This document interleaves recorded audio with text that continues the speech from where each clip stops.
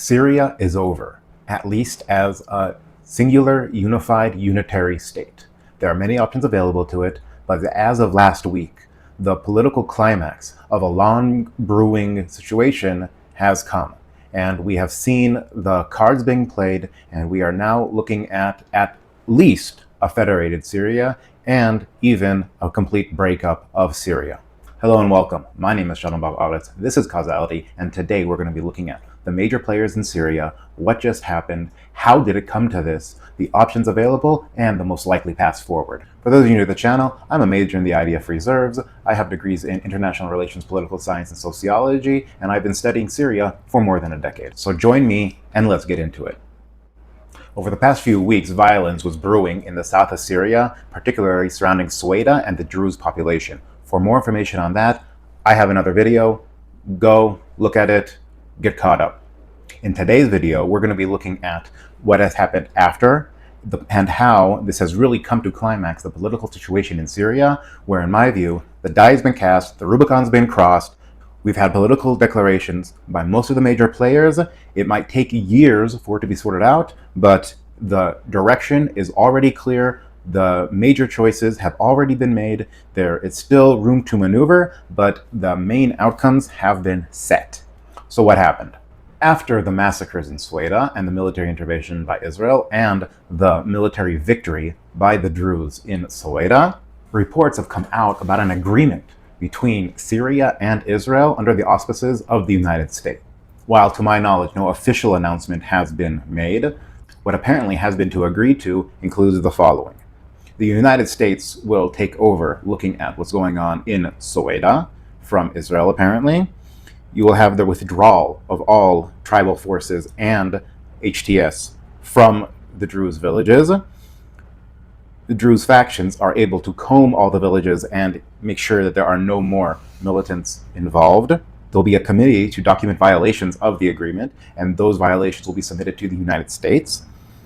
Quneitra and Dara will be disarmed and form local security committees composed of residents of those areas, and they will not have heavy weapons. No organization or institution affiliated with the HTS government is permitted to enter Sueda, while the United Nations organizations are permitted to enter. So this is huge, right? First off, this is capitulation by the al-Shara regime, where he basically cannot enter southern Syria, both Sueda and Dara. For those of you not familiar with the map, I'll bring it up here. Here you have al-Sueda, and here you have Dara. If you can see, you have the Golan Heights on one side, Dara in the middle, and al-Sueda on the side. This whole area of southern Syria, known as the Houran, is now going to be demilitarized. Also notice how close these areas are to Damascus. While the exact border isn't clear where the exact line of demarcation between where they are allowed to enter and where they are not allowed to enter, it seems that it will be Damascus and its environs being the southernmost part. Just a question of to what point will that extend. Okay, so that means that this whole area of southern Syria has been agreed to by the Syrian state as not in their purview, as outside of their control, that their government institutions cannot get involved, that it will be left to local councils. Now, when I first read this, immediately Rojava came to mind. For those of you unaware, let's look at the map again. Here we have Rojava. This is the autonomous administrative area of northeast Syria. People usually just refer to it as the Kurdish area, but in fact, it's run a little differently. One of the most interesting political developments during the entire Syrian civil war was Rojava. Rojava is not just Kurdish, but they have a lot of different minorities and also Arab Sunnis in Rojava. And the way it is run is quite fascinating. It is almost democratic, but in a completely different way, where you have local councils, and the councils elect leaders, and then those leaders go on to regions and then to Rojava as a whole. And this allows for tribal politics and tribal dynamics to take place within a larger polity and both have democratic values and allow for more conservative tribes to practice their own conservative ways. So it's very bottom up. There is a lot of control at the super local level, and they really looking for something more close to like a direct democracy kind of situation. It's unique, and they also declare that this should be a platform. In my view, the system of government might serve as a clear blueprint for places all over the Middle East. Where trying to copy and paste Western liberal democracy from Europe into the Middle East has not succeeded in many ways by combining different values and different structures of both tribal elements and modern elements. Rojava has presented a path forward. And in this agreement, we can see that there might be some early signs that this is where it is going with Soweto. Now, it didn't take long for my early suspicions to be shown to be mostly correct in terms of the path that the Druze are taking forward. On Friday night, they put out a declaration saying that they are declaring an autonomous administrative area, which would be the autonomous administration of Jabhat al-Arab area. Now, Jabhat al-Arab, Jabhat al-Druze is different names for the mountain where al-Suwaida sets. So it's that's the terminology that they chose, and the way they termed it is obviously modeled after Rojava. Beforehand, the Suwaida Military Council modeled their flag after the Rojavan flag, and now it seems that they're also going to be trying to at least attempt to copy the political structures of Rojava into Suwaida. And what would be left to see is if the rest of the Horan, namely Dara, would follow suit. Another additional major development was that the head of the Supreme Alawite Islamic Council in Syria and the diaspora, one Sheikh Ghazal, which I'm positive I'm not pronouncing correctly, also put out a video statement where he requests international intervention and protection for the Alawite community and wanted to put pressure over the establishment of a decentralized federal Syria. Okay? That the Sunni majority cannot dictate the terms, but rather to have a consensual agreement between all the different parties throughout Syria. And obviously, he means for Alawite to be part of that. And so I was looking for maybe a statelet on the coast where the Alawites are the majority. So what does that leave us now? So these different movements have been brewing for a while. After the fall of the Assad regime and Ashara grabbed power, he never really had control over different areas of Syria, both Rojava and Suwaida.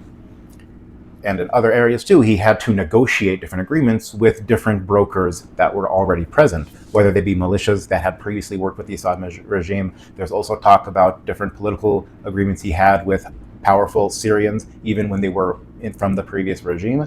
And we all remember what happened with the coast and the massacres done against the Alawites, whether it was by al-Shara or not. It was people who were involved in the Syrian government, or at least the groups that support the Syrian government. Okay? And so this has all been brewing. And let me show you a diagram, which I used previously. Now, this diagram shows the different trajectories that can happen with Syria. So after the fall of the regime, where everything was pretty much open, you could have a unitary state, you could have a federated state, or it could break up into separate states. And with each action, with each turn of the wheel, we've kind of moved towards one of these points. Now, Syria is a multicultural society, or rather, it has a lot of different cultures, a lot of different religions, a lot of different ethnic groups within it.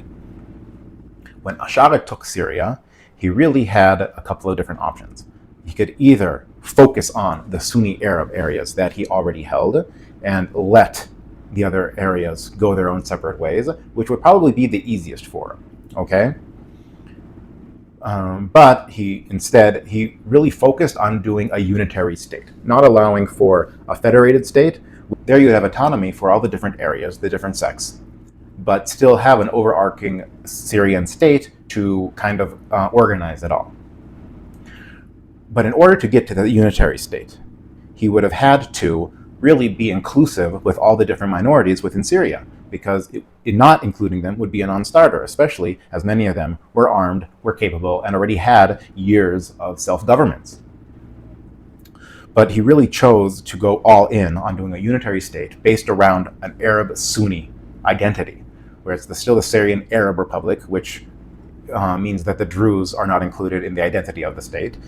And all the institutions were given over to ex-jihadists, to Sunnis, and the minorities were not included.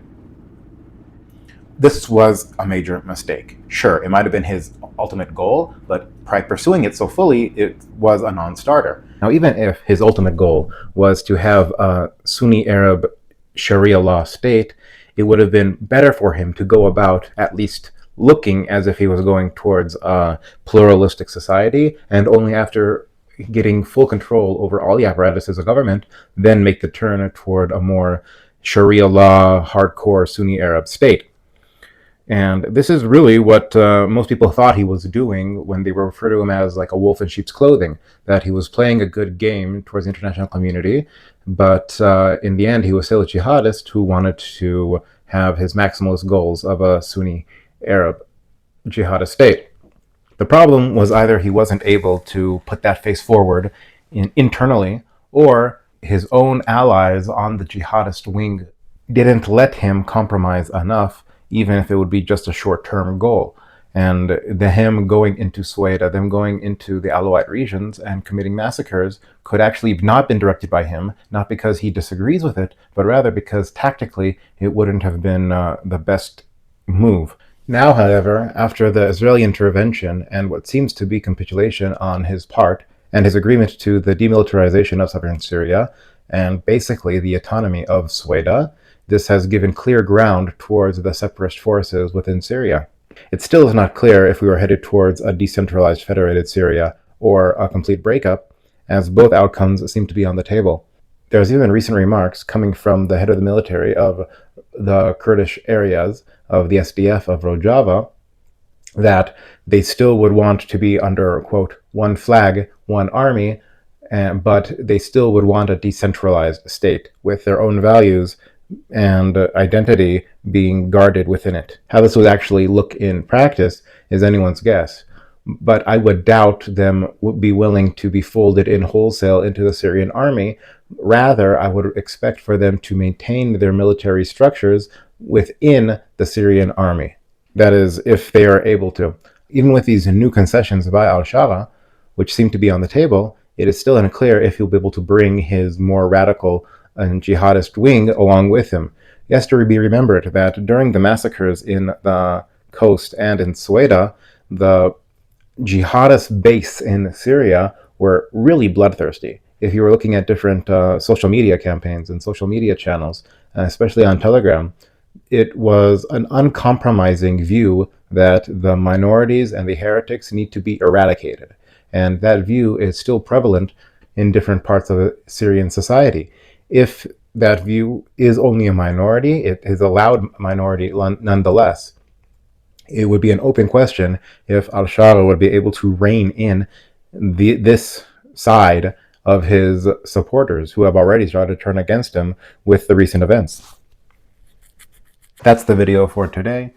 In my opinion, the door towards a unitary state in Syria has been closed. Of course, this can always be reopened either by new events on the ground or by military means, but for now, the more clear path forward is either for a federated state, which I think would still be one of the better options for most of the players involved. Thank you for your time. Again, I'm Shalom Bar Aretz. You can reach me for lectures or just to contact me in the information and website below. Until next time, this has been Causality. This is a new channel, and every like and subscription really helps. If you know someone who this video would be of interest, please share it, and join me next time as we delve into more issues surrounding the Middle East and beyond.